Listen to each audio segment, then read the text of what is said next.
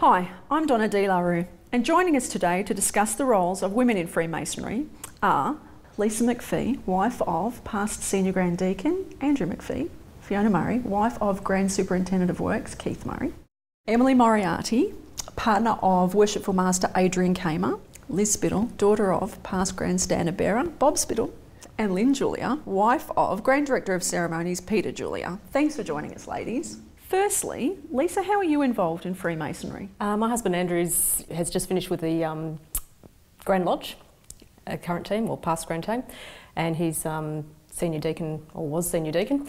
So he's basically just finished his first 12 months, and it's been an incredible ride, to say the least. So it's my first go at a Grand team, so it was definitely interesting to see the ceremony and the precision that the guys actually go to, and the amount of time they spend to get it right with the ceremony and the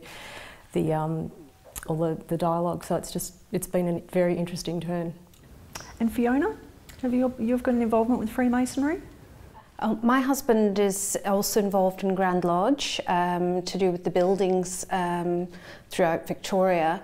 But my involvement has mainly been on the social side. For example, we're currently organising for Civic Lodge, which is one of my husband's lodges. We're organising a Liz Davenport fashion show for our installation.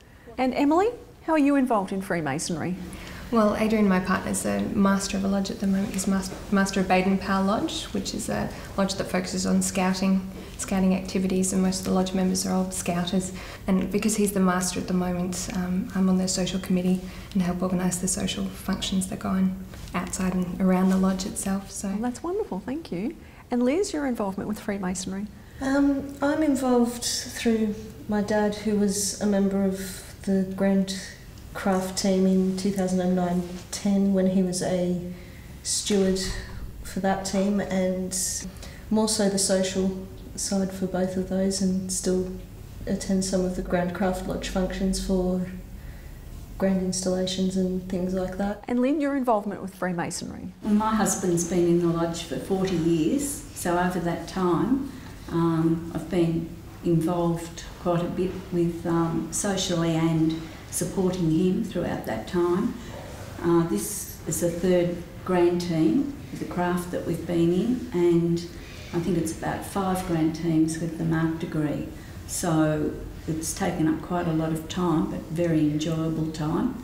And you get to meet a lot of people that you make lifelong friends with. And so over the 40 years, we have made quite a few friends. You must have seen a lot of changes in those 40 years, Lynn. Yes, because when he first joined, you couldn't go in, or the ladies couldn't go into a lodge room, but over the years, now we're invited in to see the ceremony. So when they have opens and consecrations, the ladies get invited in. So it's been very interesting to be able to see that. And after, when we first started, it was all, you knew nothing about it. It was all secret. But now we're quite involved and we get to enjoy seeing the ceremony. That's wonderful, thank you. Ladies, you obviously derive a great deal of satisfaction from Freemasonry. How does this benefit the man in your life, and why is this important to you? Fiona?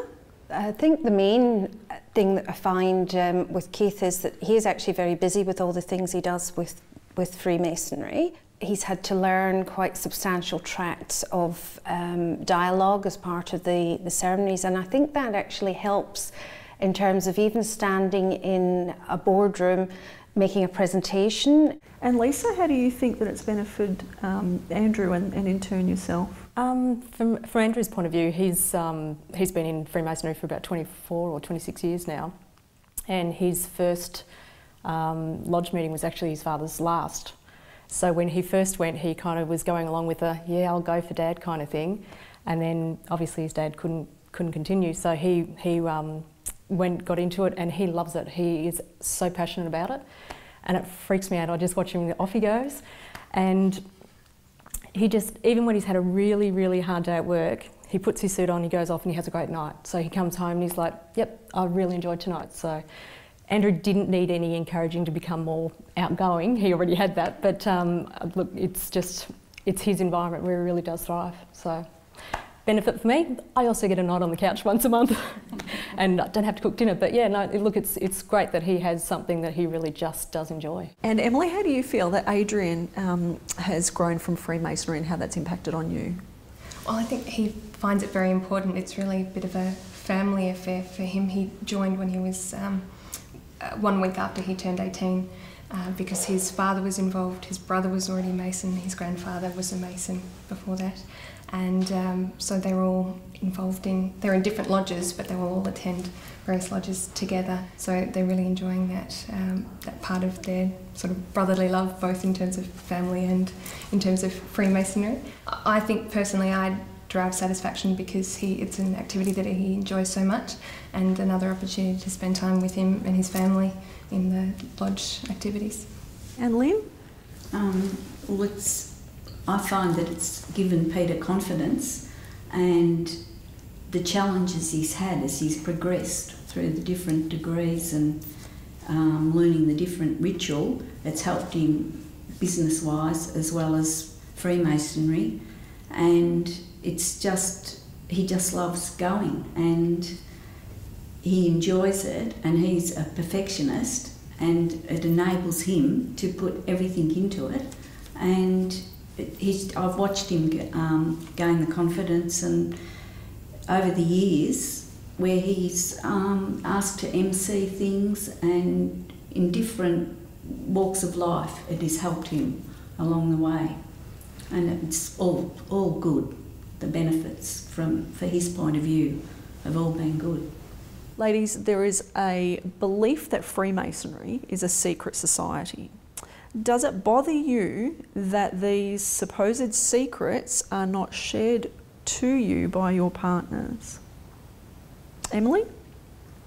It doesn't bother me at all. Adrian and I have had long conversations about this, and because it's a far more open society now, I don't think it could be called a secret society any longer. We've had a lot of discussions about what in fact the secrets are in general terms, obviously not giving anything away, but just in terms of it, these are ways that Masons identify each other, and part of the reason that these things are kept secret is because it's a sign of integrity, a sign of loyalty to your fellow Mason, and the fact that you can guarantee that your fellow Mason will keep the signs secret just really cements that relationship and that bond between Masons, and really highlights the values of the organisation, I think, in terms of that trust and integrity.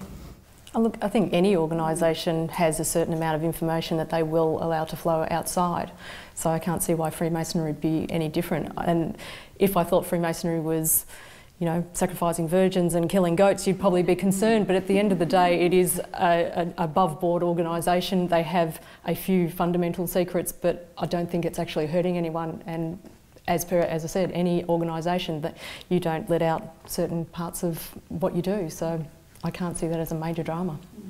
As a legal secretary myself, I can understand confidentiality side, which is quite similar to the Freemasonry and the secrets. I've heard that you can actually Google some of these secrets. Has anyone tried to do that? I have. It doesn't work.